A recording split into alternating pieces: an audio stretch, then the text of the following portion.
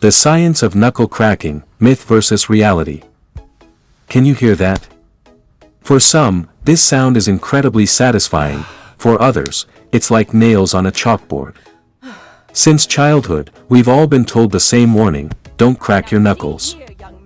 You'll get arthritis, and your hands will start shaking when you're old. But how much of that is actually true? Today, we are breaking down decades of myths with hard science. Meet Dr. Donald Unger. He didn't believe his mother's warnings and decided to launch one of the strangest experiments in the history of science. For over 60 years, he cracked the knuckles on his left hand every single day, while never cracking the knuckles on his right hand, not even once. When he reached his 80s, he published his results. Both of his hands were perfectly healthy. There was no sign of arthritis and no difference between them at all. This dedication eventually earned him a prestigious Ig Nobel Prize. His experiment was the first major step in proving that there is no direct link between knuckle cracking and arthritis. So, why do knuckles crack? Many people think it's the sound of bones rubbing together. In reality, the process is completely different.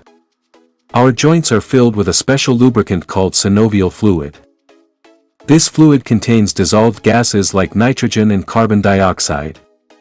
When you stretch or bend your finger, the space between the joints expands, causing the pressure to drop.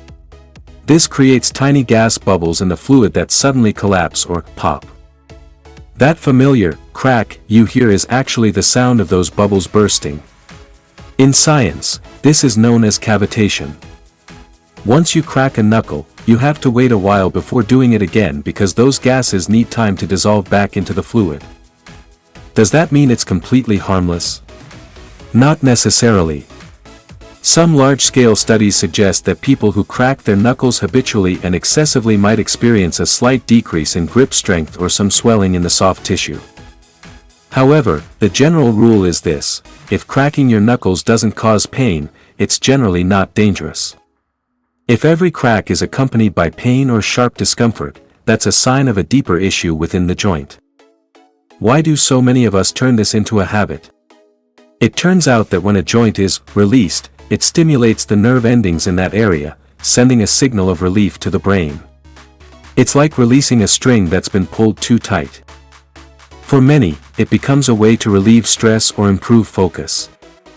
The bottom line: your mother might have been wrong about the arthritis, but this habit is still guaranteed to annoy the people around you. The human body is full of unexpected wonders. Dr. Unger's 60-year experiment taught us that even the simplest questions can be answered through science. What about you? Are you a chronic knuckle cracker, or does the sound drive you crazy? Let us know in the comments. Keep seeking knowledge, because the world is much more interesting than we think.